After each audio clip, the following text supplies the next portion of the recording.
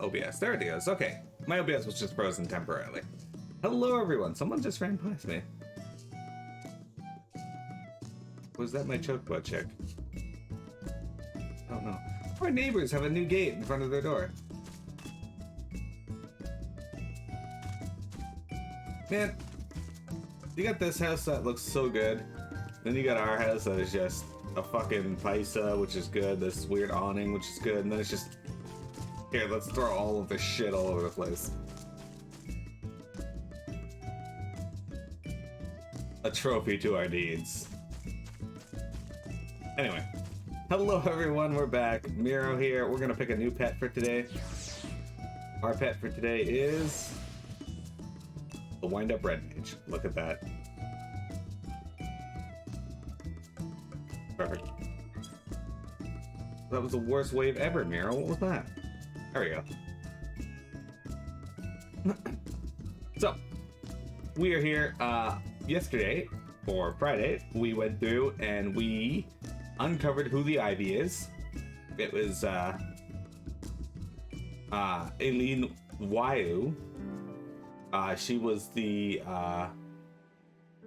right hand of Rabon. You might remember her actually throughout the game now. He's with her in almost every scene. Well, almost every scene that involves the Immortal Flames anyway. Because Rabon does appear at, like, meetings with you with just the Sultana, but... she was feeding information to both the heretics of Ishgard and to Garlemald. So she's been routed, she's been cut out. We took her down.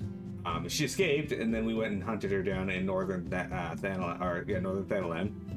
After that, we got someone from Charlian, Moenbryda, came in, and she helped us learn about something called white orosite and how it could store etheric energies. And originally it was going to be used to figure out how to kill an Ascian, but we used it to figure out how to get to where Iceheart was, which allowed us to fight her because she still managed to succeed in summoning Shiva, which we promptly defeated. And Alphinaud is making his crystal braves, and one of them is a little worried about something. He's not sure, but something doesn't feel right. We went on a mission to help them stop a merchant from selling weapons, and all of them got away, and then the one merchant who didn't was the one that they were looking for, but he was conveniently killed. So it was very odd. And lastly, Ishgard requested that we help them watch over Midgard Sormer's corpse in the Silver Tear Lake in the middle of Mordona, because the Dragon Star has told them that something is going to happen, and they think Midgard Sormer is going to wake up. So we went to the Keeper of the Lake, the corpse wrapped around the airship in the middle of the lake, and Midgard Sormer did in fact wake up. And he ripped off our protection that Hyvelin provided us.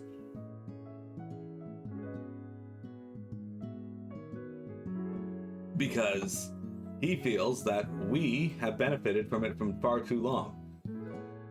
Now, what he plans to do or why he did that, he's yet to reveal, other than it was not to harm us. That he wanted to make clear.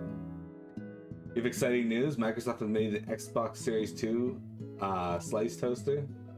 Series S2 slice toaster. Lovely. Anyway, now we gotta go back to speak with Alphinaud in the Rising Stones, as we had just finished that part, but we didn't actually turn in the quest for it.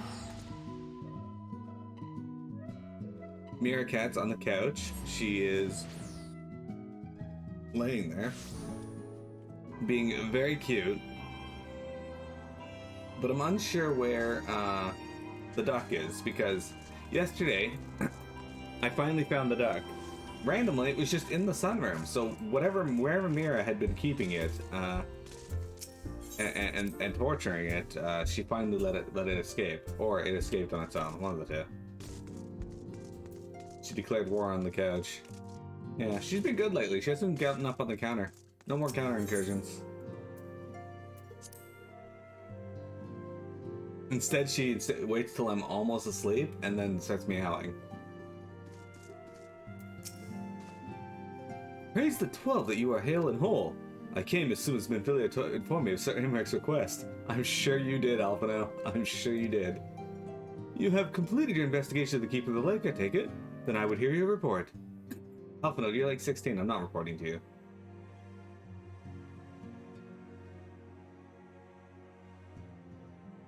You conversed with Midgard Summer? I swear, were anyone else to make such a claim, I would regard it with considerable skepticism.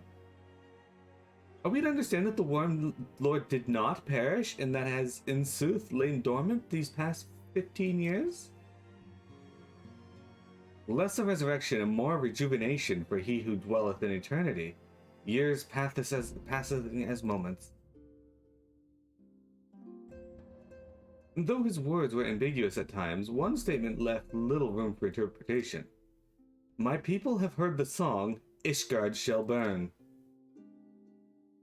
Clearly an attack is imminent. We must share this information with Sir Amaric immediately. However, we dare not divulge your conversation with Midgard Sommer in its entirety. To even acknowledge that you heard the voice of a Dravanian is a grave but necessary risk. Lest we forget, men have been executed as heretics for declaring as much. For your own protection and for the sake of our tenuous relations with Ishgard, the truth cannot leave this room.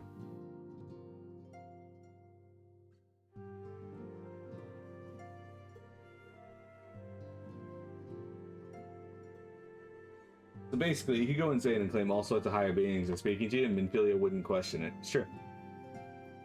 As for how we shall prevent our revelation to Sir Amaric's emissary, you may leave that to me. Pray remain here for now.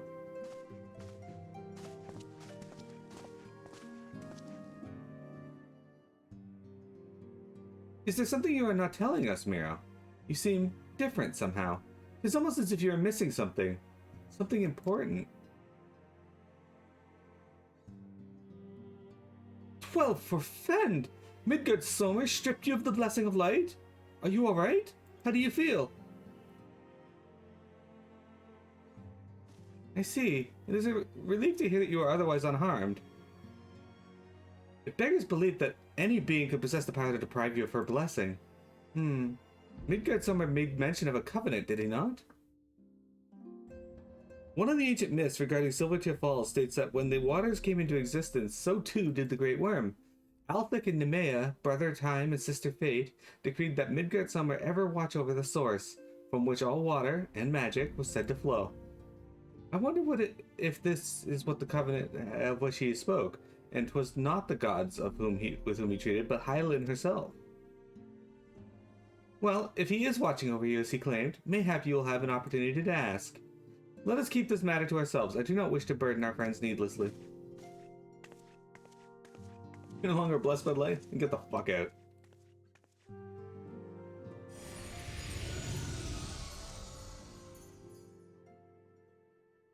Art thou a pawn, or master of thy fate? What hast thou wrought by thine own hands, mortal?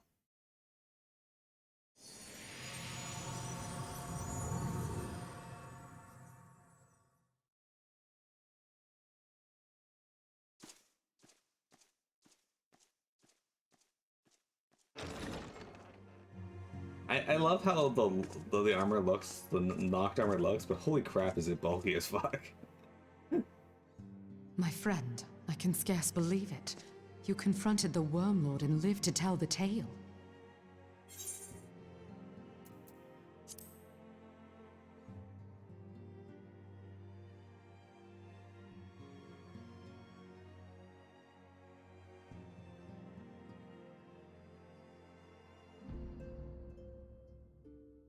I give thanks to Helone for your preservation. It is our sole cause for gladness. Your encounter with the Keeper of the Lake served to confirm our fears. A great worm has roared, and it makes little difference if it was one of the two in Eorzea or any other. The Dravanians are coming. I am told that Ishgard has magical defenses against Dravanian attack, though I am not privy to their exact nature. Will they be enough to repel a massive force? Ishgard has weathered countless assaults over centuries. This will be no different. And now that you have confirmed the threat, none can ignore the Lord Commander's calls for the wards to be strengthened. I dare not presume to speak for him, but I expect the Lord Commander would sing your praises. I must away, but we shall meet again soon.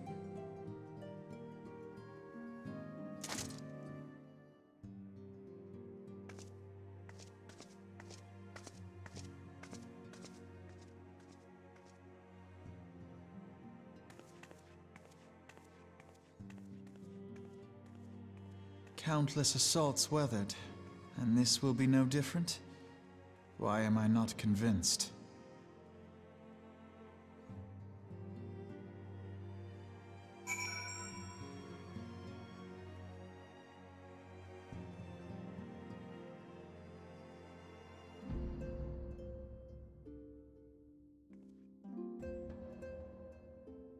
Alphinaud is not convinced because he wants to stick his nose where it doesn't belong, so he's gonna actively try and force his way in regardless. The Ishgardians have warred with Drevanians for centuries, nay, nearly 1,000 years. In all that time, not once have their enemies breached their defenses and entered the city proper. Yet regardless of how strong these magical wars may be, I nevertheless fear that the Guardians are underestimating the gravity of the situation. Though it was not Midgard Summer who roared, a call to arms by one of the First Brood cannot be ignored. Until such time as they choose to request our aid, however, we can do naught but observe the situation from a distance and pray that our fears are unfounded. Aether on demand. Ere I forget, I believe Moenbryda has requested a gathering of the Scions. I assume there's been some progress regarding our efforts to combat the Ascians. Pray inform her that our business with these Guardians is concluded for the moment, and I shall be along once I've completed my communications with the Crystal Braves. Sorry, guys.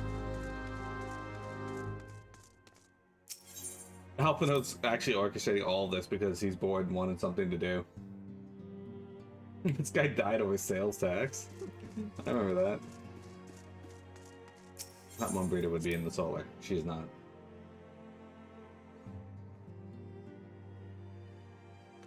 Look, man, I hate sales taxes as much as the next person. It's not worth dying over. Moenbryda, why are you talking to Hoary Boulder and Kultane? All done with your talk of dragons? Wonderful, because Ascians are next on the menu. Let's head into the solar, shall we? I like Moenbryda. She's such a good character.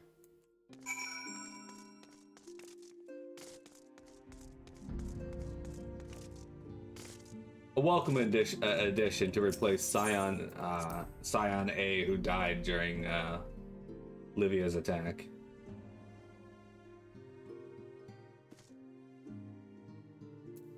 Yeah, you go under Moenbryda, and then you have to meet her in the solar. Exactly. There's an unnecessary step in there.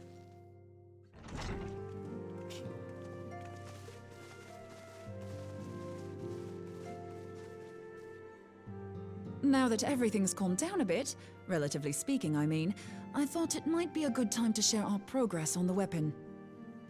I believe we're on the verge of a breakthrough. Well, don't keep us all in suspense.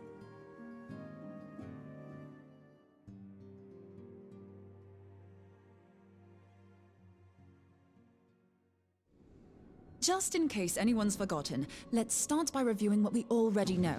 So, an Ascian is an immortal because its soul doesn't return to the ethereal realm when its host is defeated.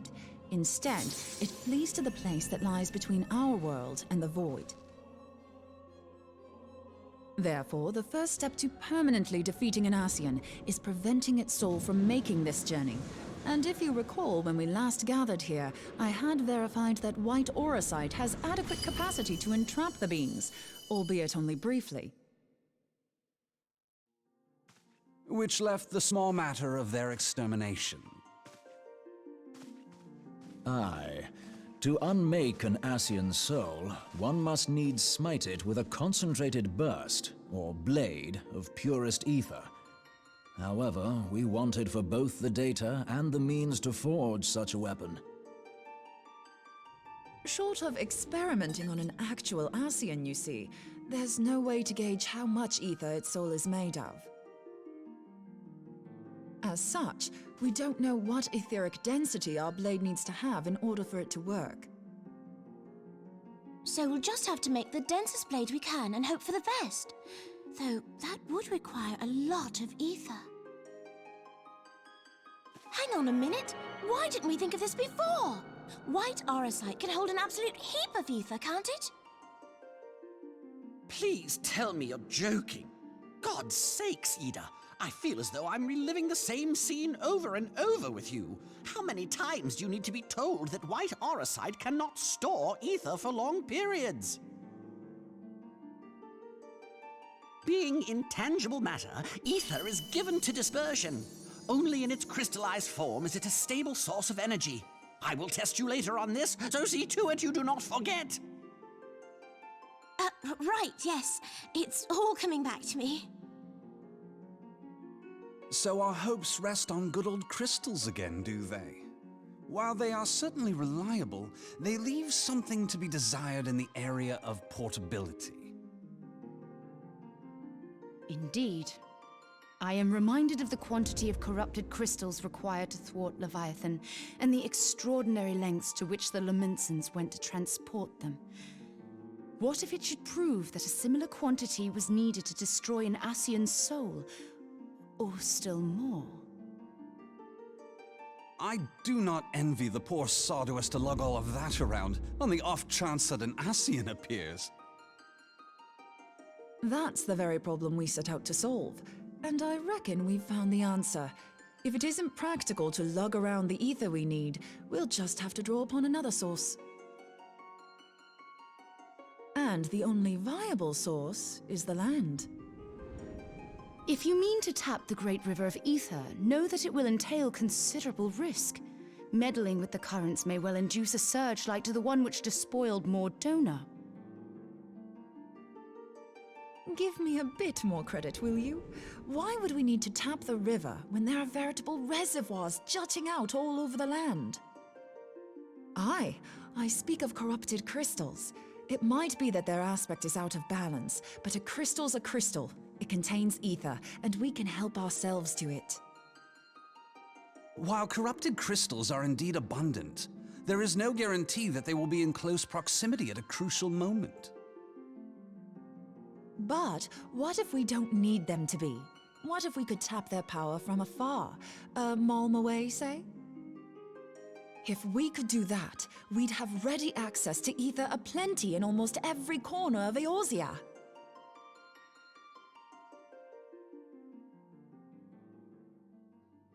I've yet to put my theories to the proof, but I've got a good feeling about this. If no one has any objections, I'd like to see where this avenue leads. If you think it worth your while, you have my blessing. But tell us, what are your theories? I, for one, am most eager to understand the... I thought you might say that, but no one wants to listen to boring old theories all day, do they? I know I don't. So with your permission, I'd like to try something a bit more hands-on. I've already built an etheric siphon especially for this purpose, and I've been meaning to try it out. Thing is, the profusion of corrupted crystals in Moenbryda makes it something of a high-risk testing ground. If anything goes awry with the siphon, it would be better if it didn't happen within spitting distance of quite so much ether. Ideally, I need an isolated specimen. Does anyone know where I can find one? May I suggest northern Thanalan? There you will find corrupted crystals of middling size, standing a reasonable distance apart. Ideal for your needs, I should have thought. Oh, and if you do elect to visit the place, I should be much obliged if you would assist me in another matter while you are in the area. Has something happened? Movement has been observed at Castrum Meridianum. During Operation Archon, the Alliance dealt the stronghold a heavy blow. Its facilities were extensively damaged, and its garrison reduced to a fraction of its former strength. Not long after our forces withdrew, however, their ranks were replenished by reinforcements from Kostrom's sentry. They now seek to rebuild, and to this end they have their sights set upon the ceruleum processing plant. Having lost the Empire's support, the 14th Legion lacks the resources to sustain itself. To them, this is a bid for survival, and they will doubtless fight like desperate men. Though I have dispatched the Crystal Braves, I fear their strength alone may not suffice to stay the Imperial assault. I would request the Scion's aid in the defensive effort. If I didn't know better, I'd say you were trying to inveigle us into fighting your battle with the promise of shiny crystals. Well then, consider me inveigled. I won't lie, the crystals you speak of sound perfect, so the Garleans have to go. Besides, we can't afford to beat about the bush. There's no telling when the Arsians will next appear. Thine eagerness to hurl thyself into the jaws of danger cometh as little surprise. Exercise due caution, I prithee. Though you have become a Crystal Brave, you are yet a Scion, Alphinaud. We could hardly refuse you. Pray, join the Crystal Braves and lend them your support. Thangred and Papalymo shall accompany you.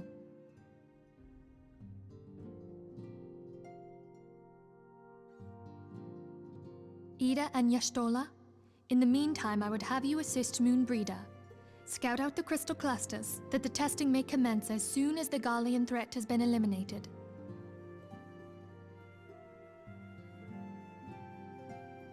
If it please you, I shall continue mine own experiments on white auricite. Thank you, Urianger. Everyone, pray see to your preparations and depart as soon as you are able. Go well, and be safe.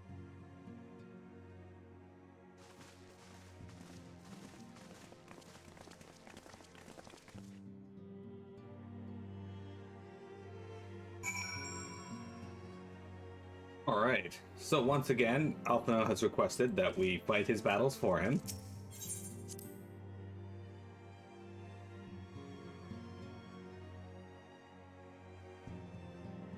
Everyone, pray see to Mira slaying the Alpha Imperials while we achieve nothing of note. It would seem the events have once more conspired to rob us of rest and recuperation, though I would wish it otherwise. I must ask that you head straight away to the processing plant. The fourth wave has already deployed to the area and awaiting the arrival of the Scions. Wilred will brief you on the developing situation. Meanwhile, I must rendezvous with Captain Ilbert at our headquarters in Ul'dah. I should take command of our forces there with a lighter heart, knowing that you go to support the front lines. I like how they developed the Crystal Braves so that Miro wouldn't have to handle everything, and yet Miro still has to handle everything. Your duties take you to Northern Thanalan, do they not? We too must say our farewells in the Rising Stones for a time. Flamin travels to Ul'dah, and we shall serve as her escort. At my daughter's behest, I go to contact certain old acquaintances in the Gilded City. We are best on all sides. We're beset on all sides by civil unrest and imperial machinations. Threatened by primals and troubled dragons, we need all the allies we can muster. If past events have taught us anything, we know that Eorzea must present a united front, or we shall fall. How fares my little Asilla is involved in such far-reaching affairs, or how extraordinary that my little Asilla. I am proud that I might now stand at her side, not only as a mother, but also as a colleague. A colleague with influential connections, but I fear that Ul'dah has become a place of danger, even for one so familiar with her streets. Well, woe betide the blackguard that so much glares in your direction, milady. Tips his fedora at her. I guess that's the equivalent of tipping a fedora for Roganin. I shall be well protected, it seems. Shall we be on our way then? What if Minfilia's mom was actually Ashtola's mom? Well then.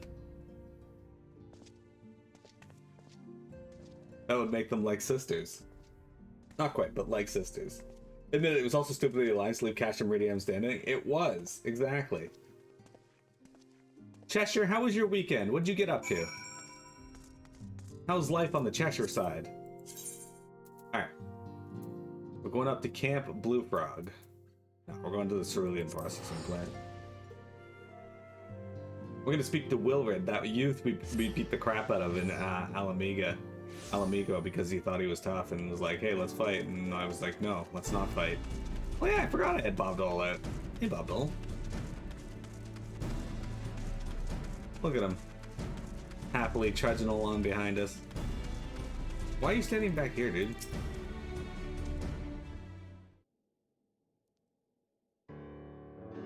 Commander Olivier sent word that you'd be coming. A veteran of your talents is most welcome. Not that I don't think we can handle the situation, mind you. I've learned a trick or two since I've been tasked with the Amalja. But returning to the task at hand. The Flames Reconnaissance Scouts have reported Imperial soldiers assembling at Raban's Push. Such a force is likely interested in only one thing, getting their hands on the resources found here at the processing plant. The Garleans could begin marching on us at any time. Pray, speak with Lieutenant Edelstein, and we might coordinate our counter strategy. In the meantime, I will inform the others that you have arrived. No doubt it will be a welcome tidings. I'm going to need you to go talk to each of them to raise their morale, because these people can't have high morale without you. Then again, they do live in a pretty shitty world. In terms of, you know, how everything is a threat. Oh, it just teleported me over here. Sick. Private Prentice, my soldiers yet tell tales of your deeds during Operation Archon. Would that we could sit while and reminisce about old times, but I fear more pressing matters have require our attention. The civilian joutsmen, you see, have come across several highly suspicious crates within the boundaries of the processing plant. I had my sappers take a closer look, and our worst fears confirmed. These boxes contain powerful explosive devices of Imperial design no less. By my order, the Flames stationed here are conducting a thorough sweep of the compound as we speak. Though it troubles me that we were unable to apprehend the Imperial spy behind this, I have faith that our men will be able to neutralize the threat for now. In the meantime, our scouts are bring troubling news on the latest movements of the Imperial Army. I would ask that you once again ask for your aid. Oh right, now we gotta find the bombs for them too, of course. We've been keeping a close eye on the Garlean garrison, and it would seem the Imperials have finally begun to mobilize. According to the reconnaissance report that just came in, the squads seen leaving the cash room are far too in number to effectively take and hold our position. They will likely mount a swift assault and focus on the acquisition of your resources. I have, of course, also shared this report with the Crystal Braves. They've decided to take to the field and meet the assault head on. I have apprised your fellow Scions of the situation, and I'm heartened to know that they will be joining the effort. Pray, report to Lieutenant Alien, and lend your much welcome strength to counteroffensive. Oh, are they not going to make me look for the bombs? Is that later, or... Because, like, we used to have to look for the bombs.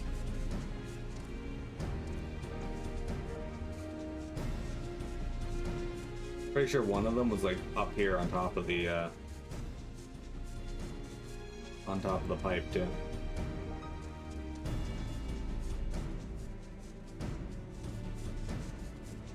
Alright. Guys, it's break time. We're going to take a break. We'll come back and we will help out the Crystal Braves yet again. As that is our want in life. A lot.